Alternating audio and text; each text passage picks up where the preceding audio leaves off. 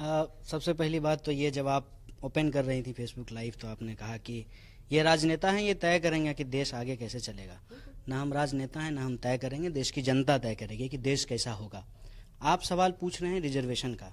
Reservation को लेकर के एक गलत धारणा, आपको जो चुनेगा फैसला तो आप ही करेंगे ना कि राजनीति कैसी होगी। नहीं नहीं, तो जो जनता चुनेगी उसके आधार पर तय करेंगे ना कि क्या डिसीजन होगा। लोकतंत्र की बेसिक चीज यही है कि आज राजनेता शब्द का इस्तेमाल कर रहे हैं हम लोग। आज एक मंत्री साहब भी राजनेता बोल करके गए यहाँ पे, हम राज कर रहे हैं, जबकि बार बार प्रधानमंत्री स्वयं कहते हैं कि नहीं, हम लोग जनता के सेवक हैं। राज सेवक हैं हाँ हमारे साथ। हाँ, हम तो राज सेवक भी अभी नहीं बने हैं, हम तो विद्यार्थी हैं महज। और आपने एक सवाल पूछा है कि रिजर्वेशन को लेकर के, उसको लेकर के एक देखिए गलत धारणा फैलाई गई है। मैं दूसरी जगह से शुरू करता हूँ, जिनको रिजर्वेशन नहीं मिलता है मैं वहां से शुरू करता हूँ और उनको कैसे रिजर्वेशन का लाभ मिल रहा है। धीरू भाई अंबानी का नाम आप लोग सुने होंगे, उनका बेटा मुकेश अंबानी है, उसको रिजर्वेशन है कि नहीं है कि उसके बाप के सारे धन दौलत का वो मालिक हो जाएगा बिना किसी मेरिट का।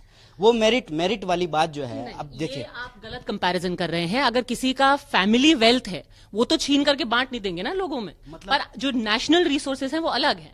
मतलब मेरिट नहीं है ना पद्मजा जी, आपकी तरह उसके पास मेरिट नहीं है ना, वो स्ट्रगल करके तो नहीं जर्नलिस्ट बना है ना। जो इंडिया टुडे का मालिक है वो कैसे मालिक बना है, उसके पास कोई मेरिट है क्या? कहाँ है मेरिट वहाँ पे? मेरिट का लॉजिक वहाँ पे कहाँ चला जाता है? हम रिप्रेजेंटेशन की बात कर रहे हैं।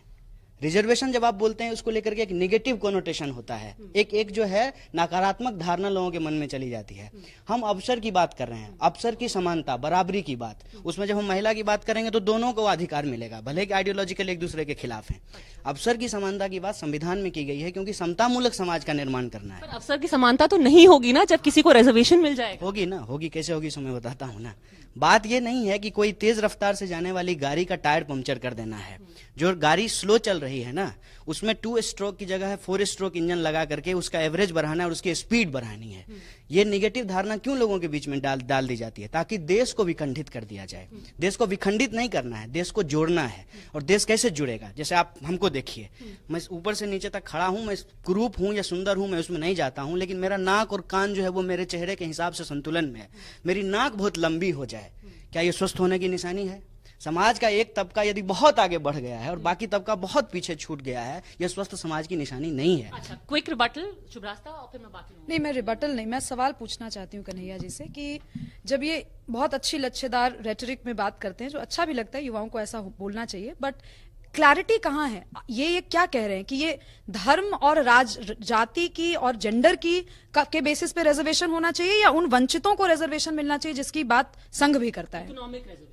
वंचित की जहां तक ये बात की है तो वंचित भी अलग अलग आधार पे होते हैं। कुछ रीजन के आधार पे होते हैं, कुछ कल्चर के आधार पे होते हैं, कुछ कास्ट के आधार पे होते हैं, कुछ जेंडर के आधार पे होती हैं। ठीक है, अलग अलग तरीके से जो है वंचित का परिभाषा गढ़ा जाता है।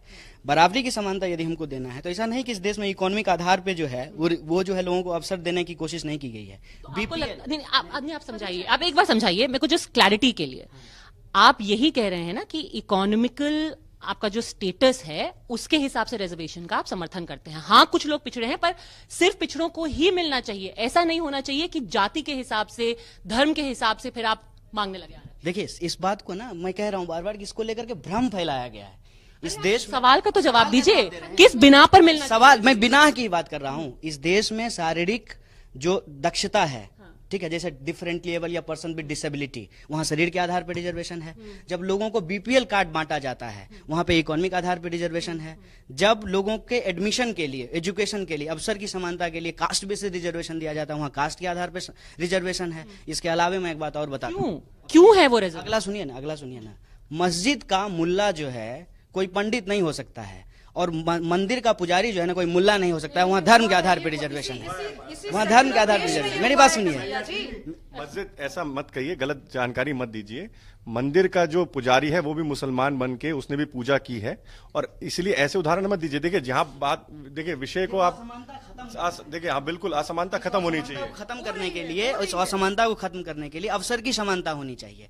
और अवसर की समानता की बात करना, जैसे हार्दिक कह रहे हैं कि पटेलों को गुजरात में जब भी डिस्कशन हो रहा था तो बार बार बात हो रही थी बांटने और उसकी हो रही थी।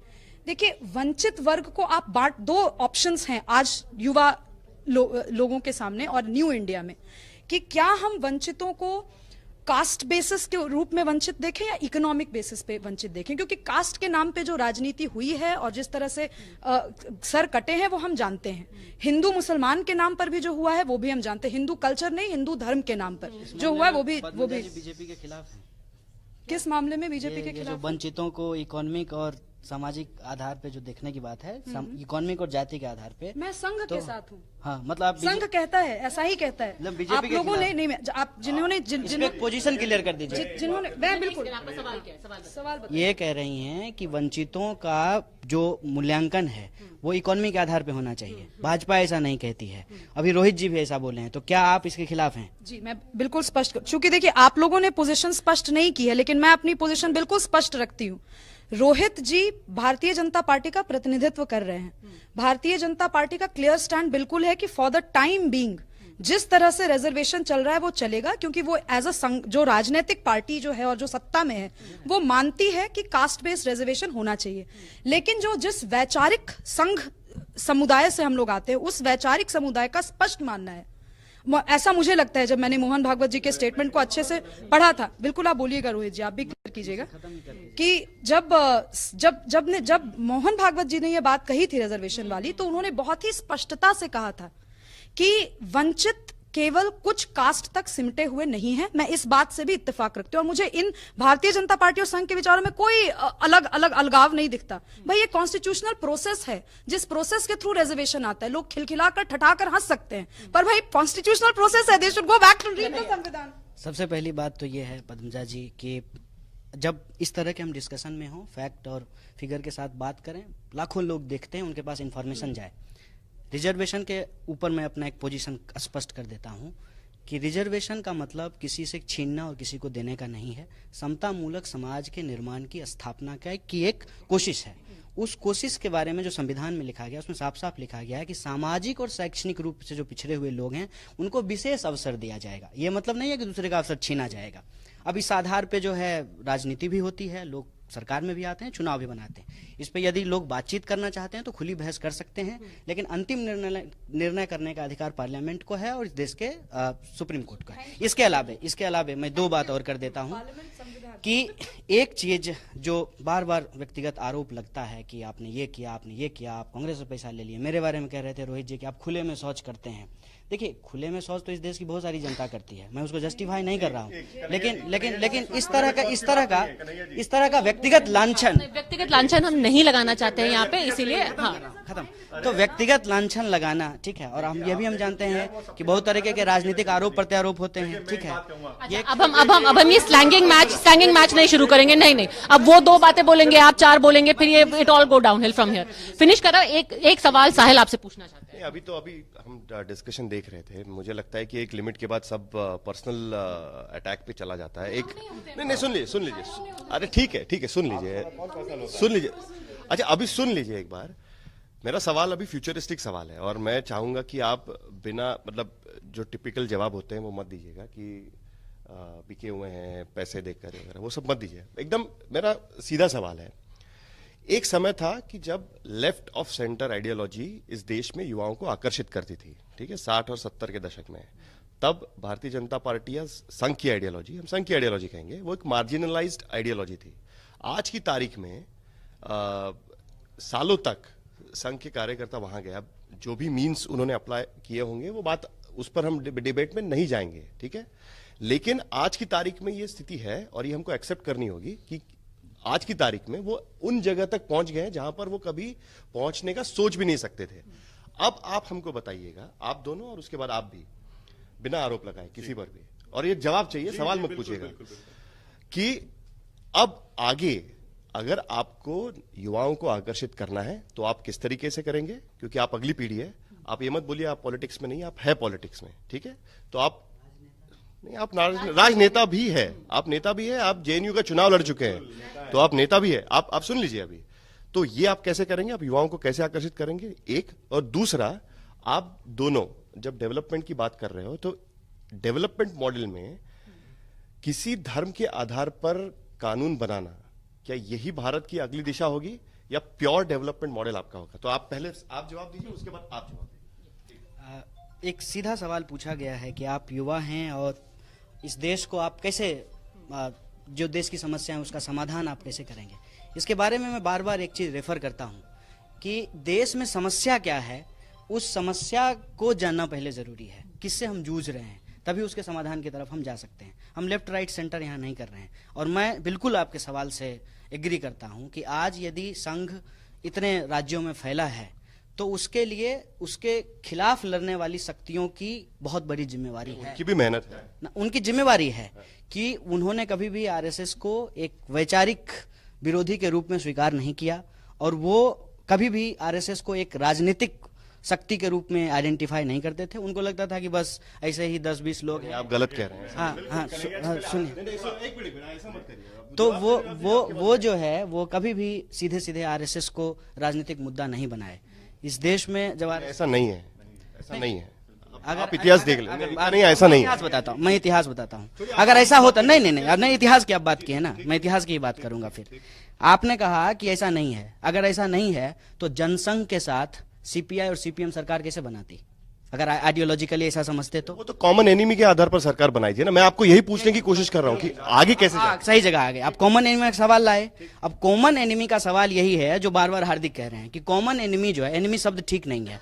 कॉमन अपोजिशन जो है वो अगर बीजेपी है तो उसके खिलाफ क्या यूनिटी नहीं होना चाहिए? अब उसके खिलाफ यदि यूनिटी हो रही है, कांग्रेस की, लेफ्ट की, आरजेडी की, सहला की, हार्दिक की, तो उसको क्रिमिनलाइज किया जा रहा है, उसको आपराधिक गति बताया जा रहा है। मेरा यह मानना है कि देश के अंदर एक आइडियोलॉजिकल शिफ्ट हुआ और वो शिफ्ट खास करके 90 के बाद हुआ जब नवउदारवादी नीतियां लागू की गई, नए तरीके का वर्ग जो है समाज में पैदा हुआ। सुधारेंगे कैसे? ठीक, आपके तरफ से कैसे लाएंगे? इसकी दो गति है। पहली इसकी राजनीतिक गति है, दूसरी जो है पॉलिसी लेवल पे, चाहे वो सामाजिक पॉलिसी हो, चाहे वो आर्थिक पॉलिसी हो, पॉलिसी लेवल पे काम करना पड़ेगा। राजनीतिक गति ये है कि सबसे पहले सारे विपक्ष के जो लोग हैं, जो चुनाव में हिस्सा ले रहे हैं, जो चुनाव में हिस्सा नहीं भी ले रहे हैं, उनको एकजुट होकर के इस विचारधारा के खिलाफ संघर्ष करना पड़ेगा सड़क पर, और वही सड़क की लड़ाई जो है वो संसद तक पहुंचेगी। देखिए, सवाल पूछने का मतलब ये है कि आप सुनिए, जिस तरीके से 60 या 70 के दशक में लेफ्ट आइडियोलॉजी को एक नई आइडियोलॉजी के रूप में देखा जाता था और माना जाता था कि इनके पास सोल्यूशन है, ठीक है, देश के लिए कुछ सोल्यूशन है उनके पास, क्या आप कोई सोल्यूशन ऑफर करेंगे? ये मेरा सवाल। आप गलत सवाल पूछ रहे हैं। ये 70 के दशक में नहीं हुआ था। कितने भी दशक में हुआ हो, लेकिन ये था ना। नहीं, ऐसे हल्के में कैसे सवाल निकाल देंगे? सवाल को ऐसे मत निकालिए।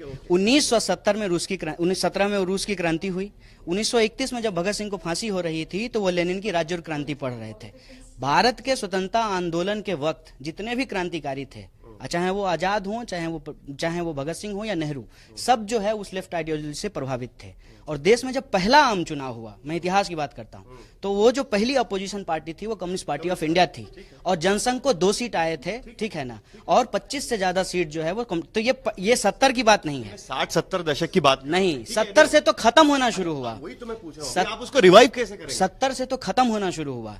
अब मैं खत्म कैसे हुआ ये भी समझ लीजिए। 62 में जब चीन ने भारत के ऊपर अटैक किया, 64 में सीपीआई की जो है टूट होती है, 69 में जो है सीपीएम। मैं रिवाइव कैसे करेंगे? रिवाइव करने का सिंपल बात है। आपको, हमको इस देश का जो संविधान है उसको एक गाइडिंग प्रिंसिपल मान करके जिस सोसाइटी का ड्रीम देखा गया है उसमें युवाओं को बराबरी का अवसर देना पड़ेगा। इस देश के अंदर जो बड़ी कॉर्पोरेट लूट चल रही है उसके बरक्स जो प्रोडक्टिव कैपिटल है उसको सपोर्ट करना पड़ेगा। जो टेक्नोलॉजी है उस टेक्नोलॉजी का इस्तेमाल करके एम्प्लॉयमेंट जनरेट करना पड़ेगा। जो इकोनॉमिक इनइक्वालिटी है, जो कल्चरल डिस्क्रिमिनेशन है, उस डिस्क्रिमिनेशन को रिड्यूस करना पड़ेगा, और जो कॉन्स्टिट्यूशनल प्रिंसिपल है उसको इंप्लीमेंट करना पड़ेगा। और जो लॉ एंड ऑर्डर का इशू है, without if and but, left right centre किए हुए एक लॉ एंड ऑर्डर के आधार पे डिसीजन को डिलीवर करना, इस तरह का रेस्पॉन्सिबल गवर्नमेंट को